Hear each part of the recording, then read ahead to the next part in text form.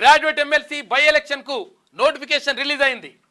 ఈ నెల 9 వరకు నల్గొండ కలెక్టరేట్ లో నామినేషన్ల స్వీకరణ ఉంటుంది. నల్లగొండ, వరంగల్, ఖమ్మం పట్టభద్రులారా ఆలోచించండి. ఎందుకంటే తీన్మాన్ మల్లన్న ప్రజల పక్షమై కొట్లాడిండు. తర్వాత గతంలో అంటే గత ఎన్నికల్లో జస్ట్ 6,000 ఓట్ల తేడాతోటి మొత్తం మీద ఓడిపోయినటువంటి పరిస్థితి ఉంది.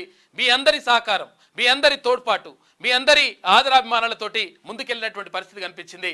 ఈసారి గెలవడం ఖాయంగా ఉంది. కాబట్టి అది దానికి మీ అందరి మద్దతు, మీ అందరి సహకారం అవసరమవుతుంది. 100% మీరందరూ సహకరిస్తున్నందుకు, మద్దతు తెలియజేస్తున్నందుకు మీ అందరికీ కూడా హృదయపూర్వకంగా కృతజ్ఞతలు చెప్తా ఉన్నాం. విషయం ఏంటంటే ప్రశ్నించే గొంతుకను, తర్వాత ప్రజల పక్షాన మాట్లాడే వ్యక్తిని చట్టసభల్లో ఉంచినట్లయితే ప్రజలకు ఇంకా మేలు జరిగేటువంటి అవకాశం ఉంటుంది. కాబట్టి పట్టభద్రులు మరొక్కసారి ఆలోచించండి. ఈసారి భారీ 1,00,000 ఓట్ల మెజారిటీతోటి గెలిపించాలని చెప్పేసి కోరుతా ఉన్నారు.